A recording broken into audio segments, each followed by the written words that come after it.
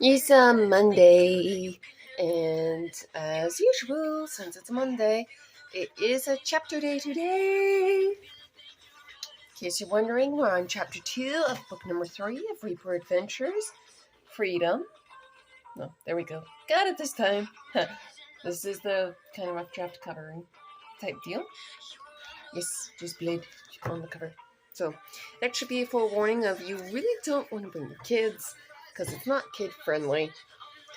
I mean, we all know there's no sex scenes or curse words or things like that. However, there are scary creature violence scenes.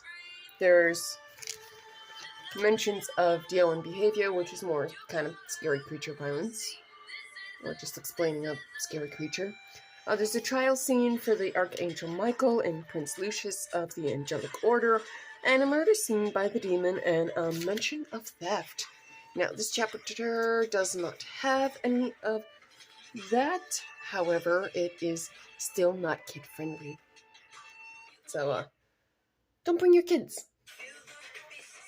Good song.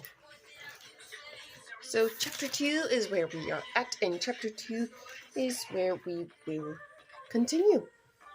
So, chapter 2. Norman woke to the sound of Stockings and Cloud meowing for food. He groaned, felt Cloud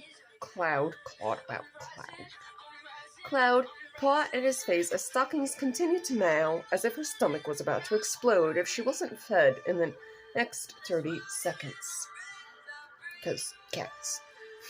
They tend to do that. Norman grabbed his glasses with a groan and slowly sat up, Cloud now joining his meows with Stockings. Norman put his feet on the floor and stood up, making sure not to trip over Stockings or Cloud as he made his way to the kitchen. He put food in their bowls and gave them fresh water to drink. He then cleaned their litter boxes, raising an eyebrow as they both proceeded to use their litter boxes after he had cleaned them. Like said cats. They do that. Norman continued his normal morning routine and then went downstairs to start his job as the maintenance worker at the Dragonfire bookstore and cafe. Though he usually arrived 15 minutes before they began their closing routine, Norman always found it polite to arrive somewhat early to let Bao Yo know that he was reliable. She gave him a polite dip of her head, which he returned before her and Bart took stock. Because even bookstores need to have stock, or at least I would assume it is technically a business, and businesses need to stay stocked. Ayo came over with her list of requirements, waved a quick greeting, and then politely dismissed herself when Bao Yo took Ayo's list. Bart walked over to Norman and studied him. We're doing an inventory check. Do you need anything restocked? Bart explained due to Norman's confused expression. Let me check, Norman said. Bart nodded, and Norman left to see if any cleaning supplies were needed. Oh, fidget spinner, stay away.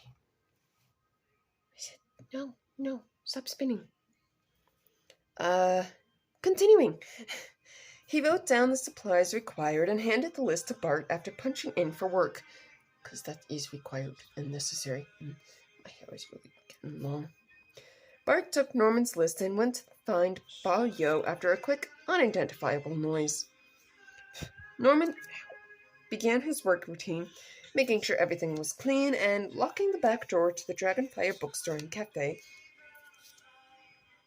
When every task was complete, I almost repeated myself on that one, and double-checked to make sure nothing had been overlooked on accident. Norman put his supplies away, glad that they would be replenished soon, and once again checked everything before clocking out. Because why not? Gotta make sure it sparkles. He went back to his apartment above the Dragonfire bookstore and cafe, sighed as he locked his apartment door, and gave a brief, instinctual nod to the dragon tapestry on the wall. That will eventually come into play. I'm trying to figure that out and how it would, so... if I haven't already. Anyway, moving on. Norman wondered why he did this at times, but decided a while ago that being polite to the dragon tapestry and acknowledging it was better than feeling like it was constantly watching him. Because it would suck. Oh, it does come into play later on. Okay, good to remember that. It seemed almost silly, but Norman had grown used to it, so it no longer bothered him. Stockings and Cloud began weaving between Norman's feet, demanding attention. Norman happily gave in to their demands. He headbutted them gently, let them lick his face, and then realized he couldn't move. Stockings had catnapped him, and Cloud had joined her, both of them purring as they lay on his back. Catnapped is kind of a form of abduction, except it's from cats instead of people. So, catnap. Continuing. I've been catnapped, Norman said out loud to no one. He looked at the dragon tapestry above him and smiled slightly. It seems if I am unable to move, good sir, for my cats have taken this opportunity to catnap me, paralyzing me for good as they purr with victory. I find that funny, Norman stated with a growing smile. I don't mind though, good sir. They can catnap me and paralyze me whenever they wish, he commented with a soft laugh. They're there for me after all, when the thunderstorms are really severe. Norman sighed. It's comforting to hear them purr as they make sure I'm okay, he mumbled, remembering how he had died. I might explain that later on. I probably won't, so yeah. Norman was silent and eventually felt himself drifting into sleep when a quiet unease started to settle in his stomach. He attempted to fight the drowsiness and epically failed, as the sleep overwhelmed him with startling speed. A figure crept through the shadows, keeping their distance from both the dragon tapestry and the two cats keeping guard. The demon watched the Reaper, who he knew had been the tracker of their former group with the Archangel Michael. And in case you want to catch up, you should listen to the first chapter uploaded, because that's part of the first book and the first part of the series that I am currently reading, so I am random. Continuing. By now the news had reached every Reaper that the Nephilim, the demon himself, and the first 3 horsemen of the apocalypse had escaped Eden's prison. The demon's tail twitched as he stared at the Reaper coldly. Slowly, the demon decided that now wasn't the time to see how badly he could harm the Reaper. The Reaper was protected right now by his 2 cat familiars and the dragon disguised in the tapestry. Because, yeah, that's actually a thing.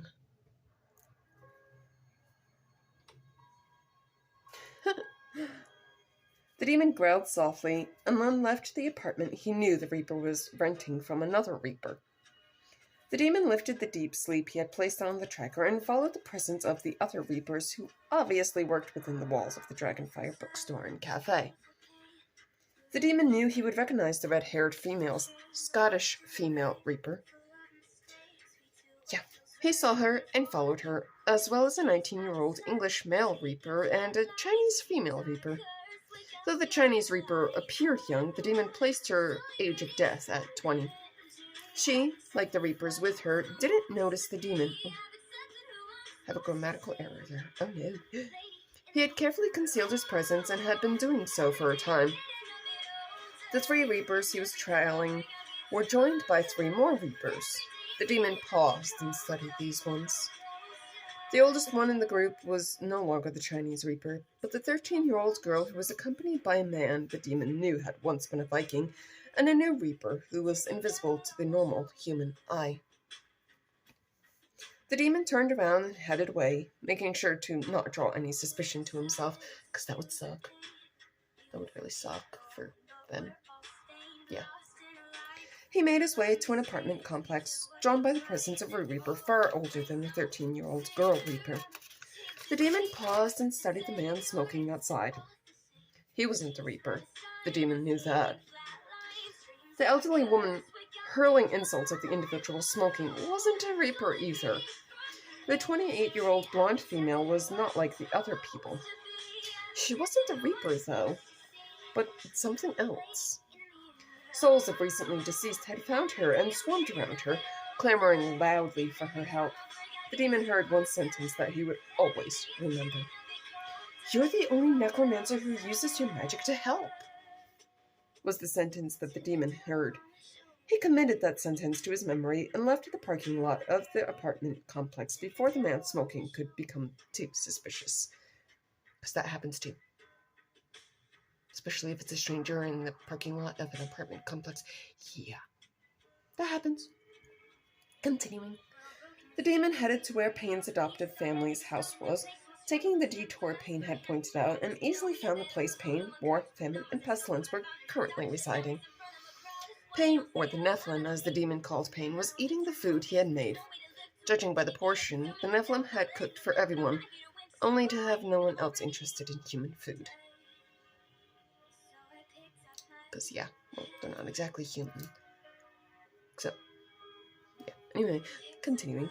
The Nephilim didn't seem bothered by that fact. The demon sensed a touch of some emotional pain from the Nephilim, though, no matter how unbothered he was pretending to be. The Nephilim looked up as the door closed to see the fact the demon had returned. So, what's the plan, Nephilim? Every Reaper around the entire world knows of our escape. Sitting here twiddling our thumbs isn't going to get us anywhere, the demon pointed out as he took a vacant seat by the Nephilim. The Nephilim glanced at the demon, sighed softly, and shrugged as a response. You don't know? The demon questioned with mild annoyance. I wasn't expecting to ever escape, so yes, I don't know. I don't have any other plan than remaining hidden, the Nephilim stated, pushing away the remainder of his food that he obviously wasn't going to eat. I didn't expect you or them to be looking for me to come up with plans. I'm not qualified.